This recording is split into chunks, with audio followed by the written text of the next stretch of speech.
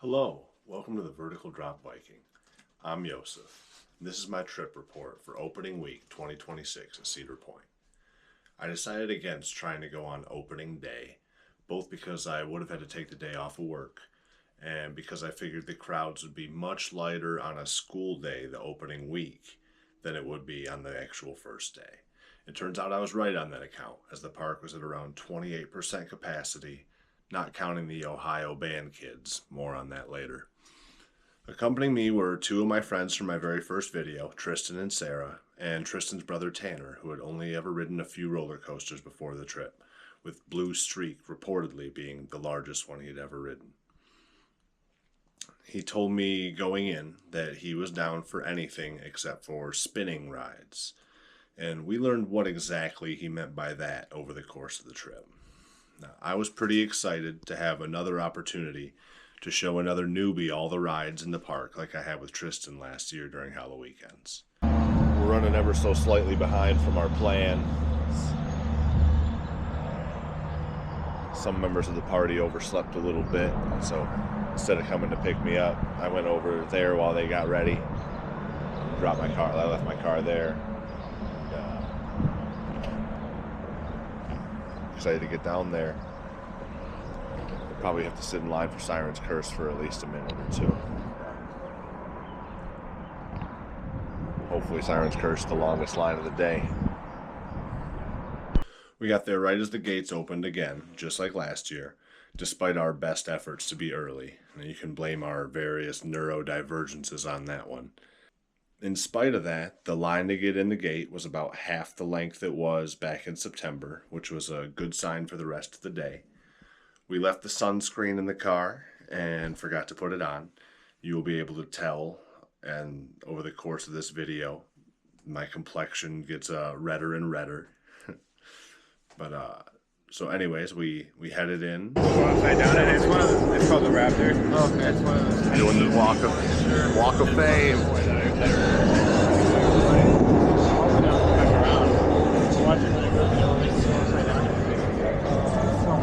And we made our way directly to Siren's Curse. Now, this was a smart choice, as our roughly 30-minute wait for Siren's Curse was the shortest line for Siren's Curse all day. Now, especially considering that we noticed that Siren's Curse went down at least 4 times over the course of the day. Getting into Siren's Curse right at the rope drop, that was a really, really wise decision.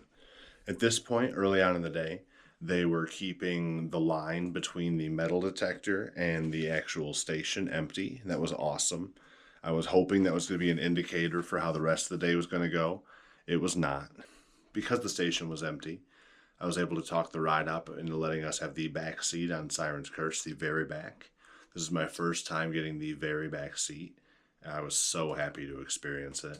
It made the drop so much more noteworthy and really made the airtime pop harder on every element than any other seat.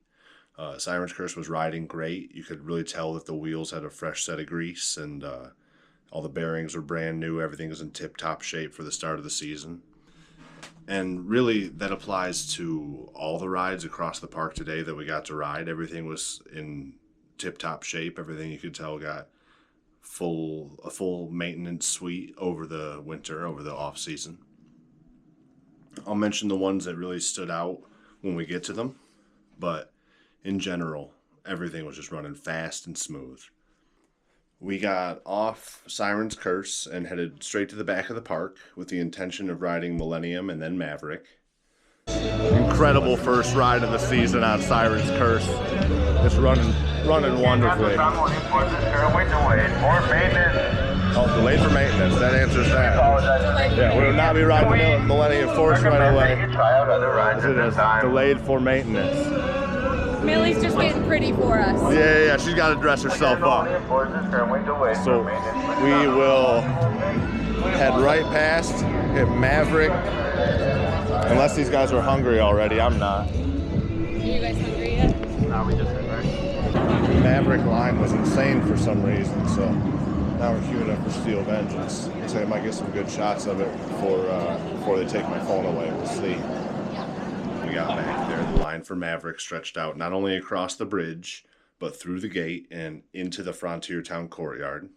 So we decided against getting in that line, and we headed to Steel Vengeance. That ended up being a good plan for other reasons too, that we'll touch on after we get to Raptor later. Steel Vengeance's line was pretty short, and after the usual rigmarole with the locker and the metal detector, it was about a 15-minute wait from the metal detector to the station and until we got on. Now, I'm 37 years old, and I'm over 6.5 feet tall.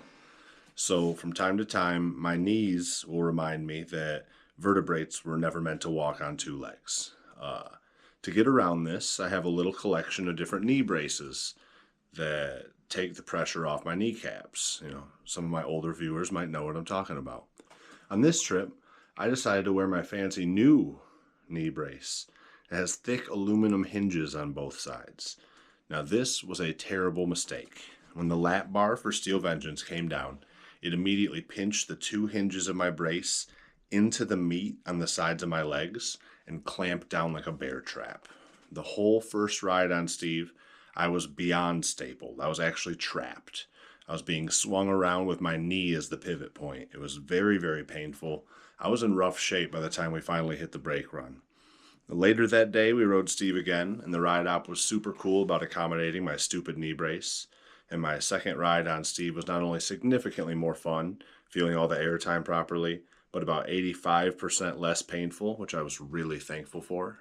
At the end of the day, that same ride op caught me taking selfies in the sunset lighting and hit me with a Slay Queen, which was super funny. And I was happy to get a chance to thank him for working with me and making my second ride on Steel Vengeance awesome.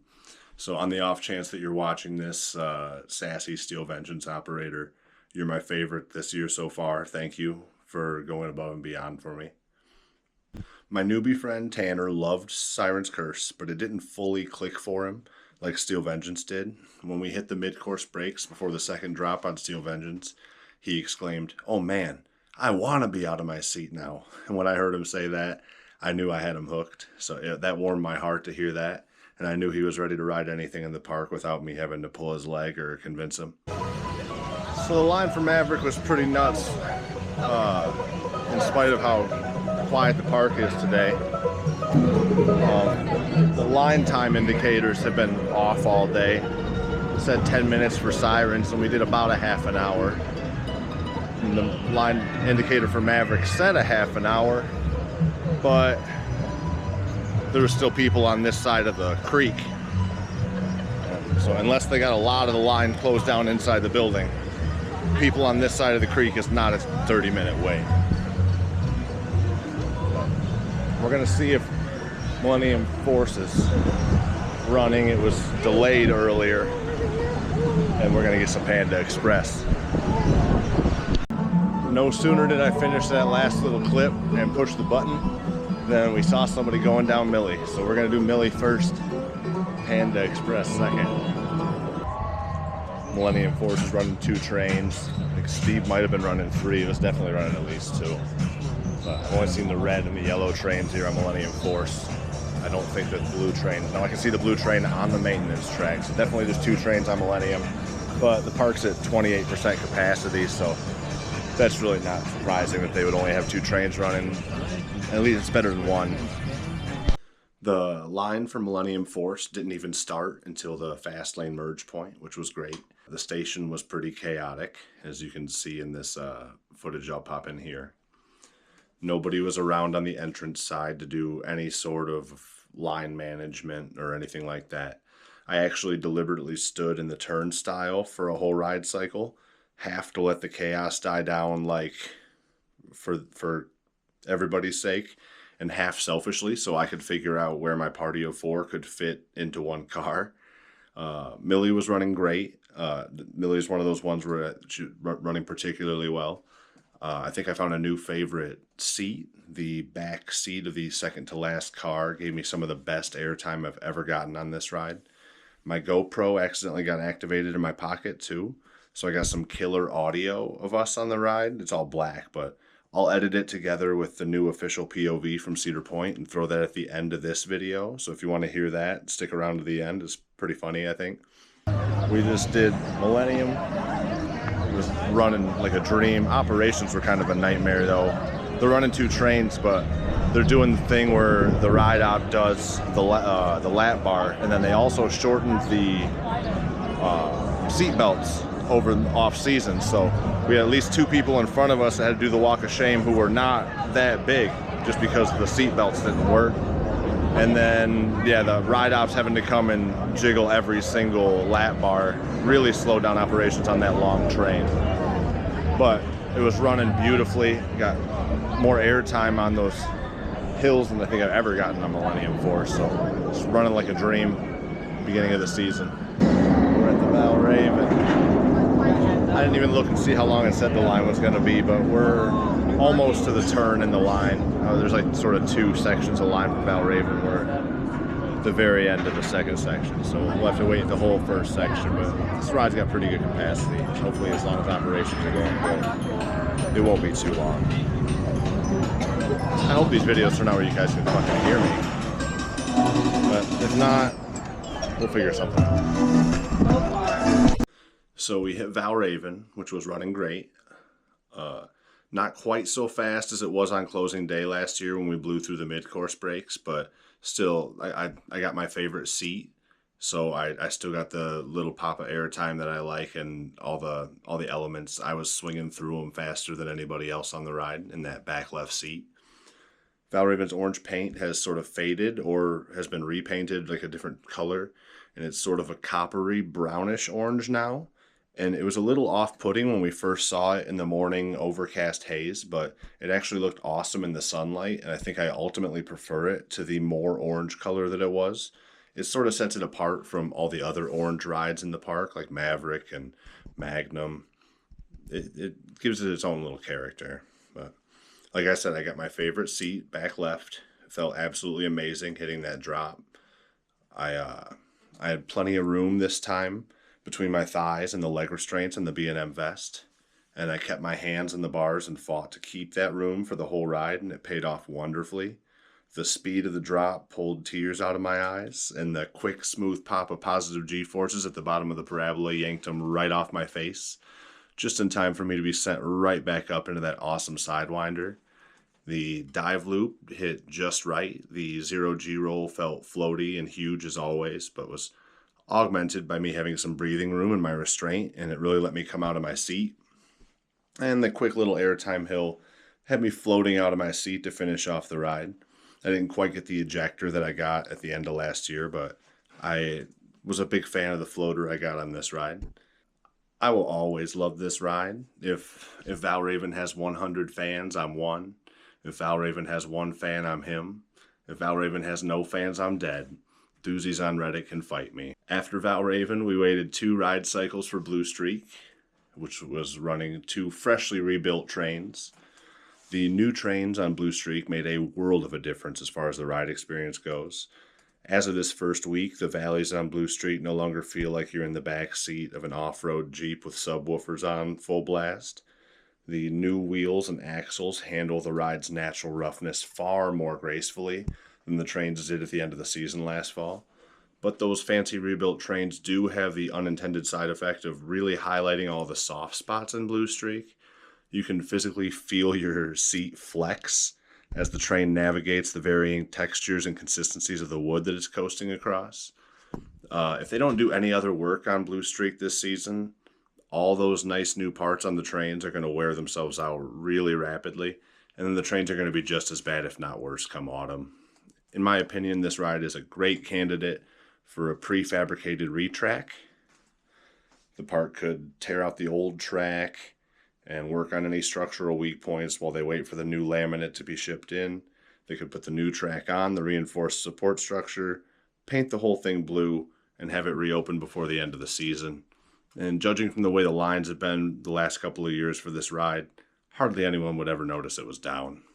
After Blue Streak, we went to hit Raptor, but the line was, again, all the way to the back, so we beelined it to Gatekeeper. We had about a 25-minute wait there, and we got great seats in the back left side of Gatekeeper. Made our way up. The first half of the ride was running great.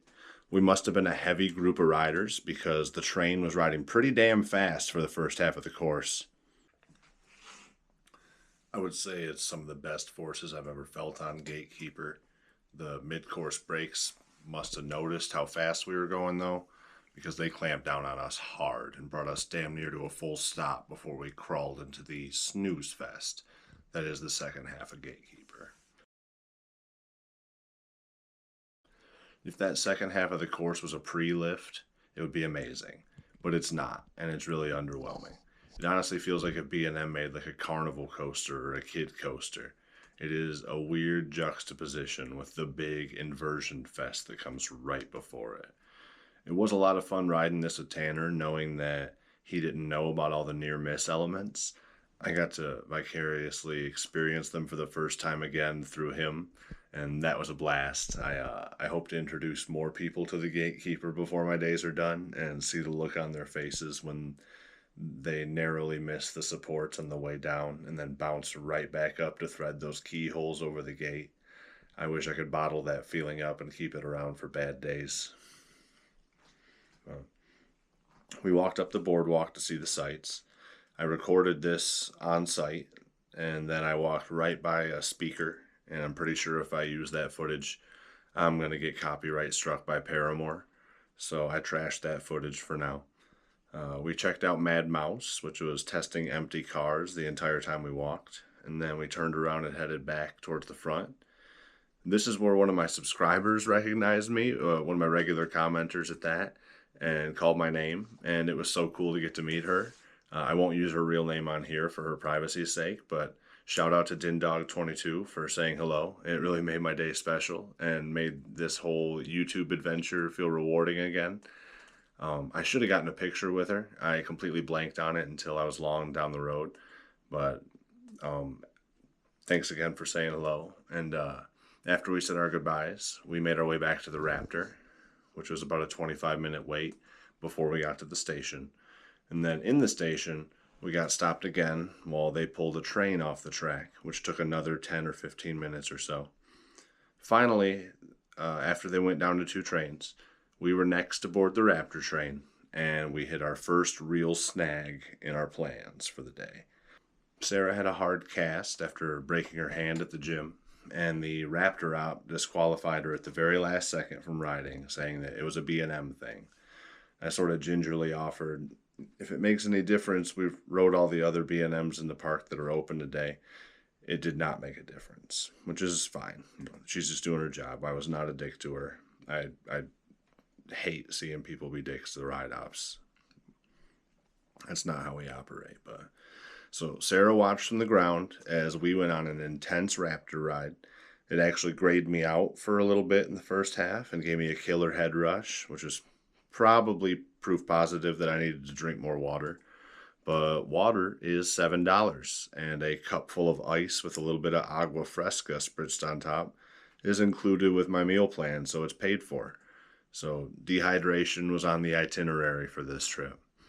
But I like graying out, so I wasn't complaining. In fact, I was anticipating that the Helix would do it again, but I think the adrenaline from the first one had me too pumped for it to hit me twice.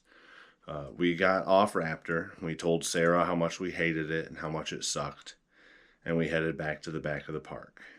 We stopped at the Power Tower. We waited only 2 ride cycles to get on. And at the top, we were greeted with not only the most beautiful afternoon lit view of the entire Coasterfield Peninsula, but a bald eagle soared past us at the top. I was in the middle of yelling about the bald eagle when the ride dropped out. My autistic ass was so excited about the bird that I basically forgot I was on a drop ride. Easily my best ride on Power Tower ever, hands down.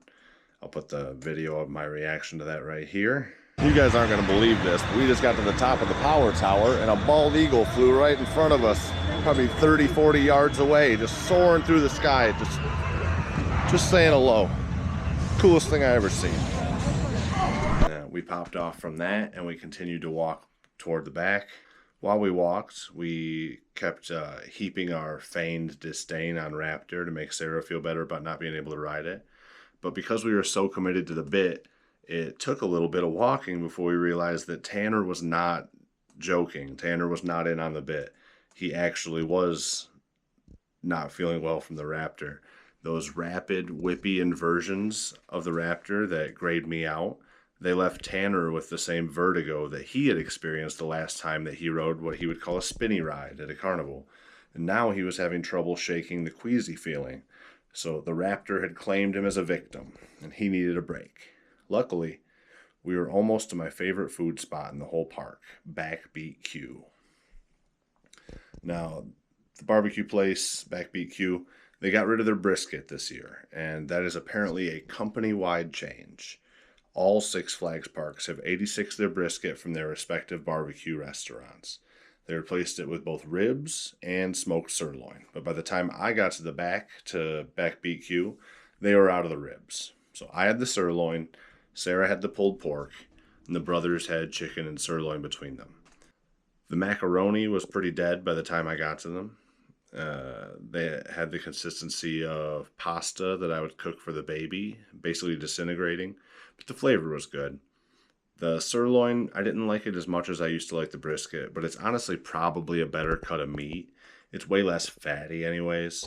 The flavor's there. It's just a bit rubberier than the brisket was. Once I stopped trying to eat it with a fork and a knife and I just picked it up and bit into it, I enjoyed it a lot more.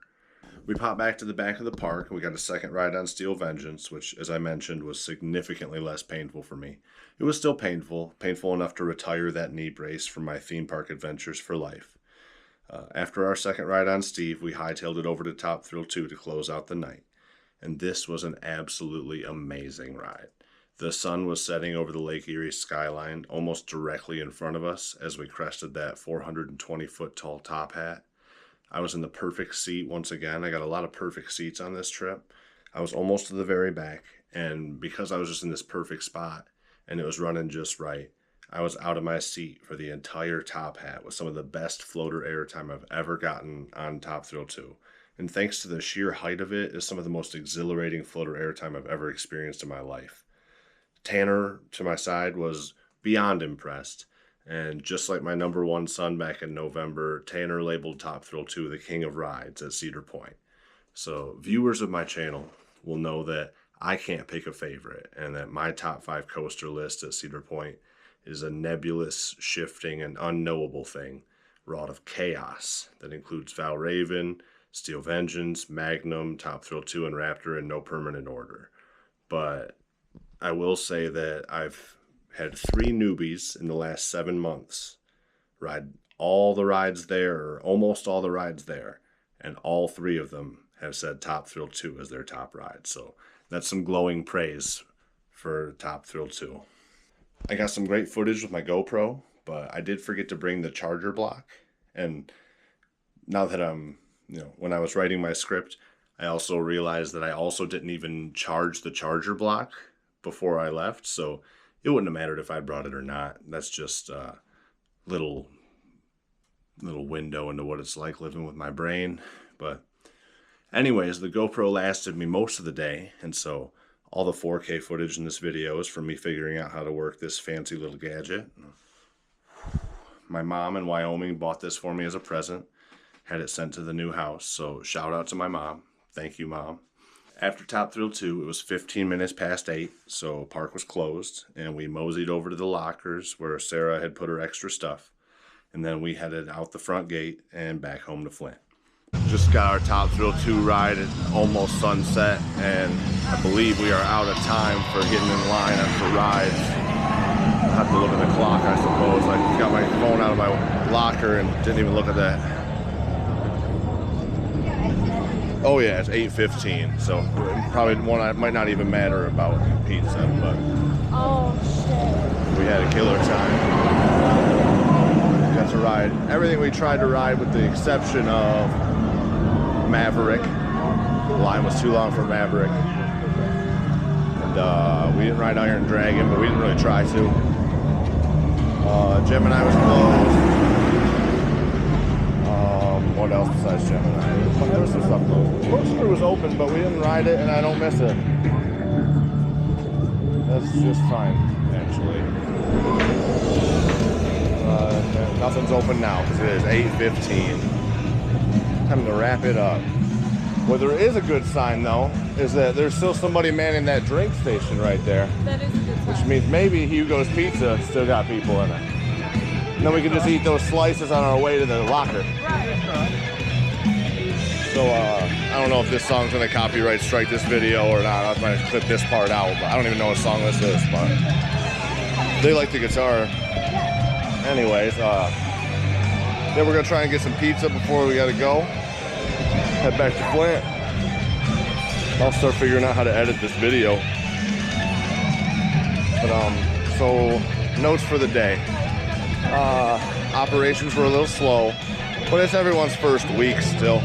You can't be too harsh on them. They're all still learning how to do their jobs.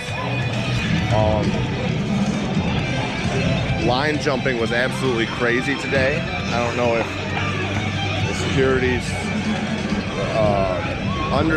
understaffed. I don't know if security's understaffed or overwhelmed or not focused on that, but it was very, very prolific. The amount of teenagers who, oh, I just need to get to my group. It's really not how it works. Your group can come back to you. But I wasn't trying to get into fights with any teenagers this week, so I didn't try and police it myself. Plus, Cedar Point doesn't pay me enough. In fact, they don't pay me at all. I gotta do something about that. So as far as coasters go, they were running 2 trains on Millie, 2 trains on Valraven, 3 on Steve, 3 on Gatekeeper, 2 on Sirens, obviously, 3 on Raptor, until we were 1 train away from riding, which allowed me to get this awesome footage of the maintenance track in action on the GoPro. I actually used up a lot of battery life getting this maintenance track footage. It was a little bit of a bummer having to wait the extra time, but I'm honestly surprised that they even started with 3 trains, knowing that the park was only going to be at around 28% capacity. And plus, I mean, this footage, how many people have footage of the maintenance track of a train coming off? It's cool footage to have with your fancy new camera, so I'm not mad.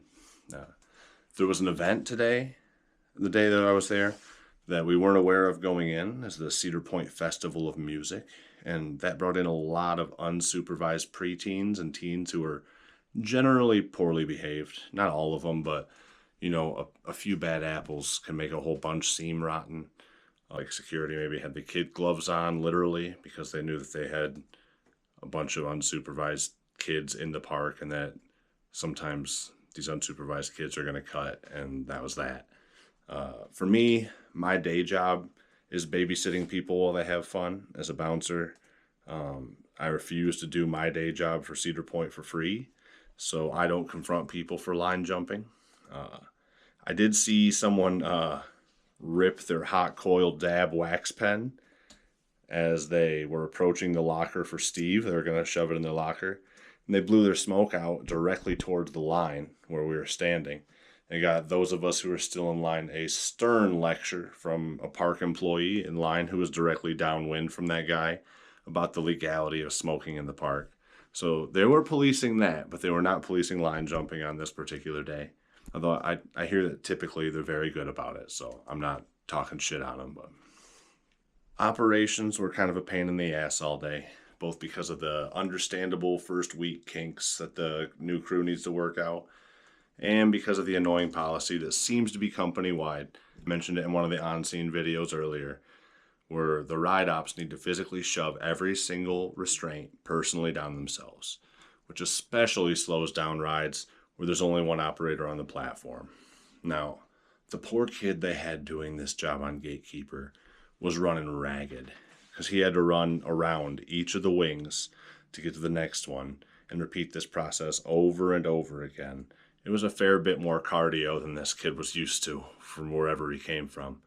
But I did notice that there didn't seem to be nearly as many of the mandatory shift changes in the stations as last fall. But it is possible that I just wasn't in the stations when they were happening this time around. It wouldn't surprise me to learn that the park was understaffed. Historically, a large chunk of their workforce has been teenagers from other countries who are over here on work visas. I don't know if you know this, but work visas quadrupled in price in April of 2024. And then now that the U.S. is somehow both at war with Venezuela and at war with Iran, but also neither at the same time. Leaving your home country to go work in Ohio has never been less appealing.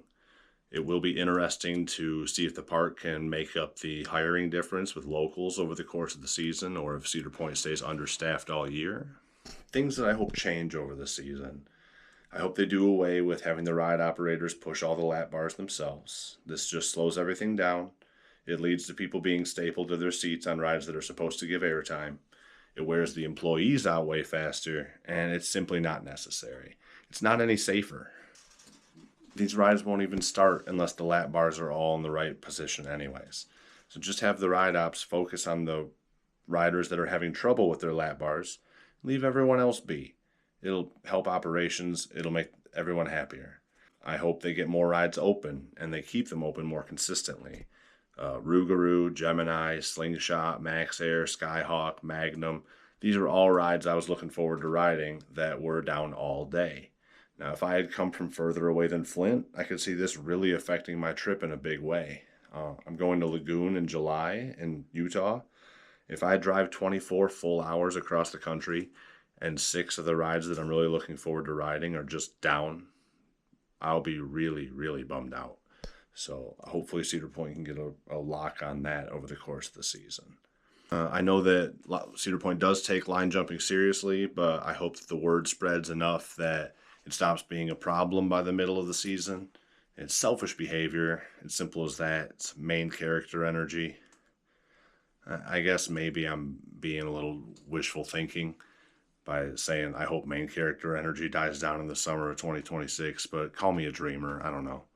But while I'm dreaming, I hope that the single-use fast lane thing doesn't catch on too hard and that they do away with it. I think Six Flags has put a lot of eggs in this single-use fast lane basket. That the Fast Pass can make them money, and they just have to make people think it's worth it at the gate. And ultimately, the artificially ballooned lines don't help anybody. They make the park less pleasant for everybody to be in, especially when those lines are spilling out of the gates and into the midways. So that concludes my trip report for opening week of Cedar Point 2026. Altogether, I'd definitely call it a positive experience, although there's definitely some room for improvement over the season.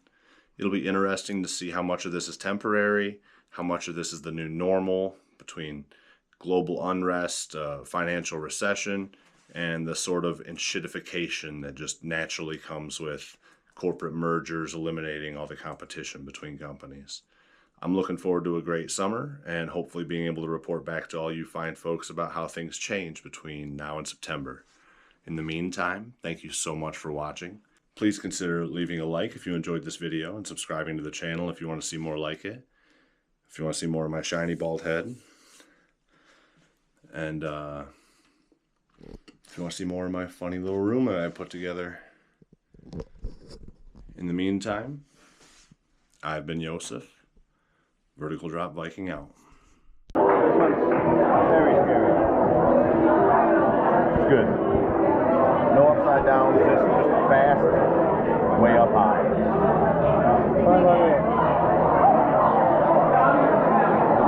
The first turn, all the blood might go out of your head to your feet, so you feel a little woozy. A big fast turn? You'll see what happens.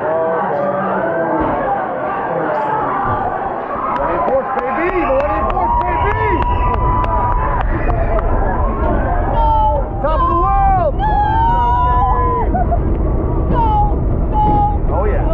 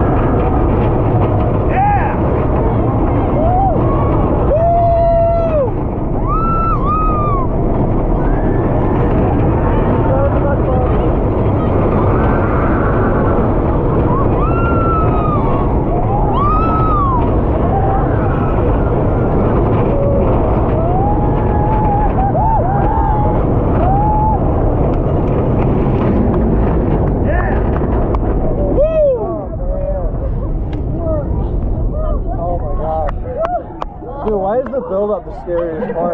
Like you finally get on it, it's like, holy shit, this is so I got the ride for you. Oh yeah? That one right there, no build-up. Oh my god. No build-up. It shoots you like a bullet. I don't want a build-up.